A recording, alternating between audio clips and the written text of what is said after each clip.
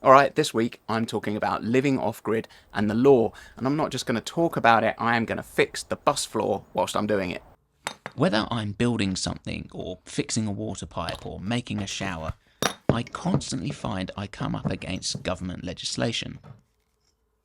When I lived in a house, I always felt perfectly free, but that's because I wasn't pushing at the boundaries of what is legal. Ever since I moved off grid and started doing things for myself, I realised that many of these activities are controlled and in some cases even illegal.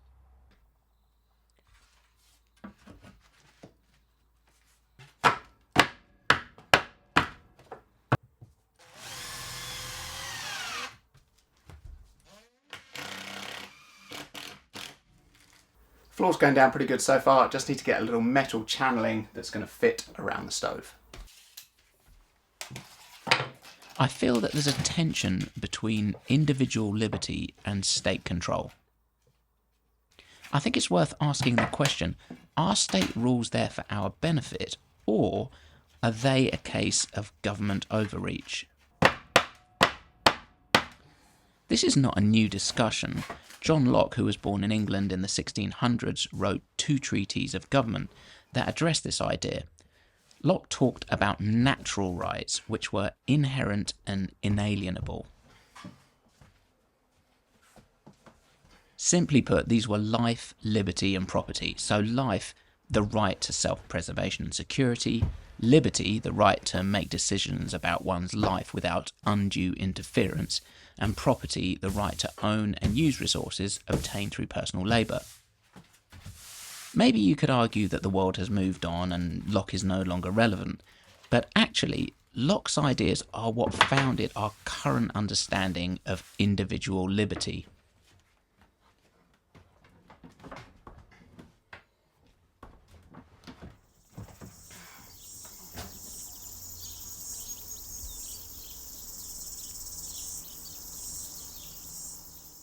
Most hardware and flooring shops sell channel like this that you can fit laminate floorboards in. Problem is, I'm using this, which is much thicker tongue and groove, and people don't really use this so much as flooring anymore, and therefore I couldn't find any channel that fits that. Yesterday I got really lucky. I went to this huge factory and I bought this stuff, which is way bigger than what you can get in any of the shops, and this fits perfectly with this. So my plan is to kind of use this around the fireplace, but before I cut everything into place, I want to cut this at right angles and just make sure that everything fits together before I start fixing the floor down.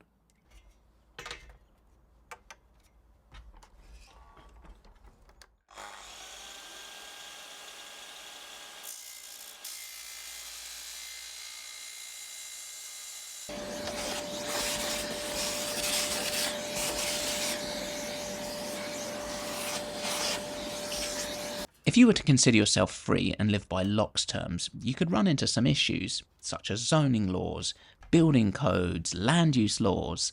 I mean, if I want to build a structure with wood, I can't just use my own judgment on how strong that piece of wood is. I have to adhere to guidelines set out by the government.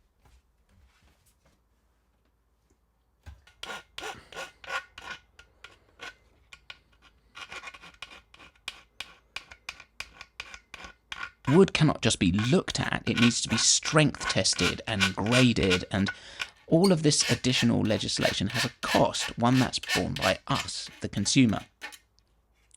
Locke would argue that all of these laws interfere with our natural rights.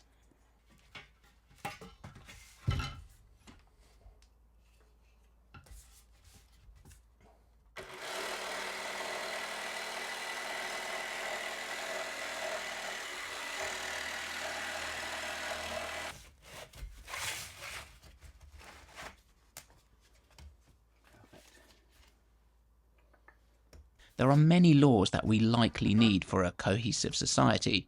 If, say, the speed limit was removed or theft was made legal, we could end up with some issues.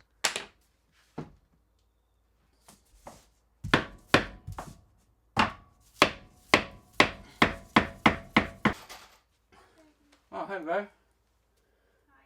Good. Good. Oh. Locke described the relationship between the individual and government as a whole as a social contract, where individuals agree to a form of government to protect their natural rights. I think many of Locke's ideas are what modern democracy is founded on, yet several hundred years on, those same democracies restrict the freedoms that Locke championed.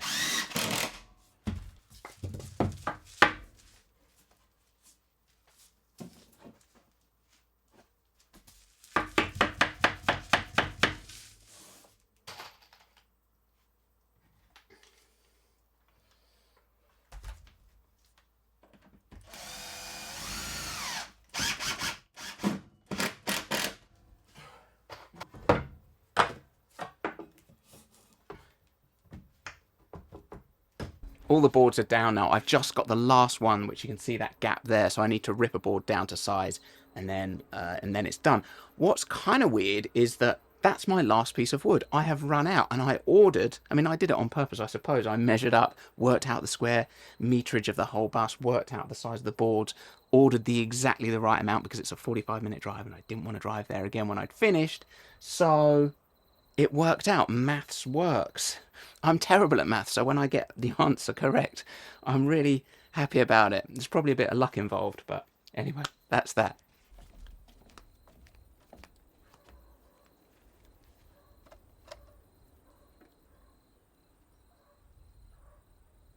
Personally, just as I like learning about the basic maths required to order wood, I also like learning about how to build a safe and dry structure. I like to learn about water and plumbing, and if I make a mistake, that's my problem and that is for me to fix.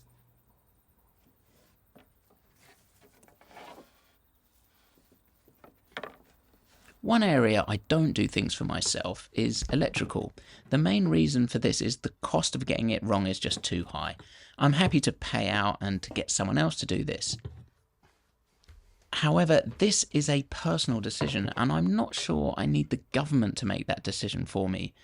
There are plenty of people out there who are not electricians, but are hugely knowledgeable about solar power and how electricity works. They know the risks they are taking, and they're comfortable with it. I thought I'd see if I could sand the floor with a random orbit sander, because it's only a small floor, but it didn't work out. There was just nowhere near enough power. The wood's hard, the varnish is hard. It took me ages just to do this little section here that you can see.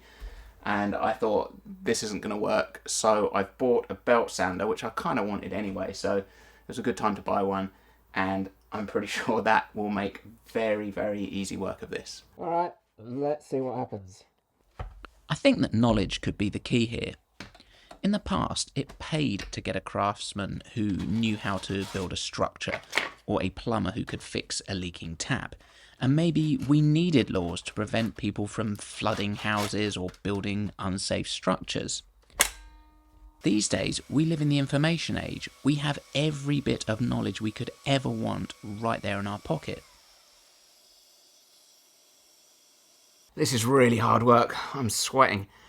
Someone lovingly polished these floors for years and years and years. There's so much kind of, I don't know, I guess it's like wax and varnish. It's so hard to get up.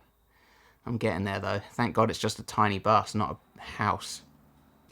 Since I'm on the subject of the information age, it's worth bringing up Ayn Rand and her influence on the Silicon Valley libertarians. I first heard of Ayn Rand in Adam Curtis's documentary All Watched Over by Machines of Loving Grace. Curtis makes the assertion that Rand, through her philosophies and novels, shaped Silicon Valley thinking.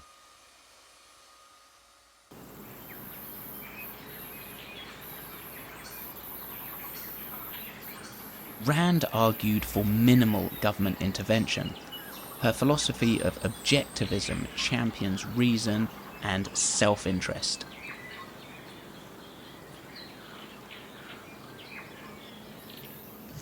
Good morning. I spent yesterday sanding and sanding and sanding. I probably did about half the bus, and it was really hard going. I wasn't expecting that. I guess this varnish is just strong. So this morning I went out to the local hardware shop and managed to find a much stronger grit of sandpaper. The other one I was using was 80, this is 40. This should be way easier.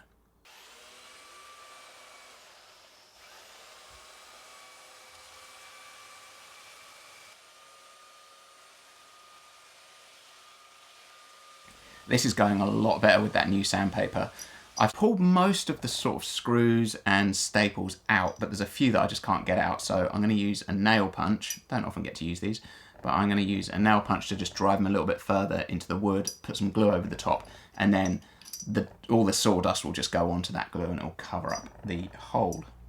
Rand's novel's protagonists often embody the independent, self-reliant individual who defies oppressive bureaucracy. In her 1943 novel The Fountainhead, Howard Rourke is an architect who refuses to conform to societal expectations and bureaucratic regulations. He insists on designing buildings his way. This is a bit reminiscent of the dance that we all do living off-grid, putting wheels on tiny houses to skirt zoning and planning laws that are applicable to houses but not vehicles. Rand epitomizes a kind of techno-utopianism where the world's problems will be solved by technology rather than the state.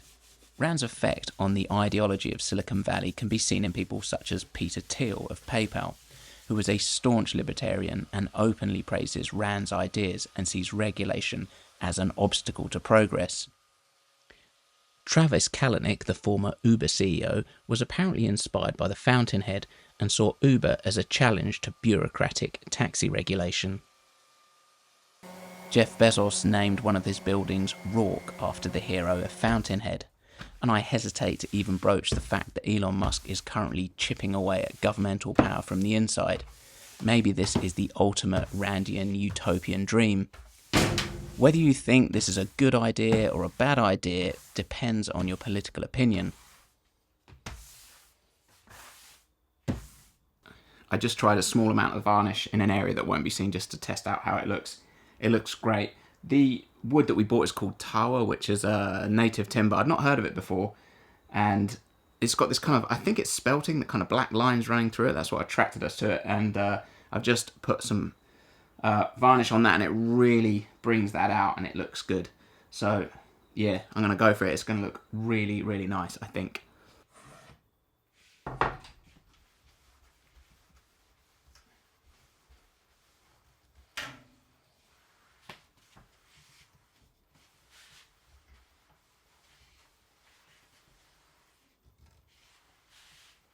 I find myself more drawn to the theories of John Locke than Silicon Valley libertarianism. Without any government control, we are left with huge monopolistic power that rests not in the hands of people that were voted for, but just very rich individuals. I think we need governments to walk a line between chaos and order. Too far on the chaos side and we get anarchy, and then feudalism where the strongest take over, as we're beginning to see, you could argue, to some extent in Silicon Valley.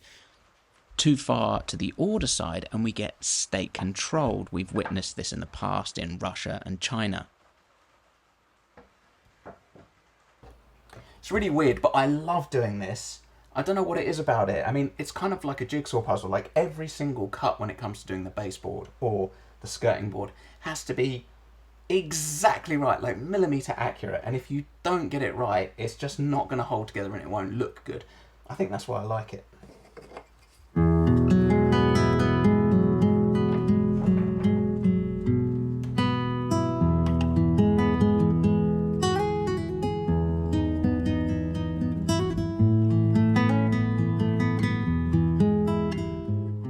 So the bus is pretty much done, just needs a little bit of a clean up just to get rid of some of the sawdust. Let me know your opinions on the law. I'd be curious to know where you stand on it and what the law's like, where you're from.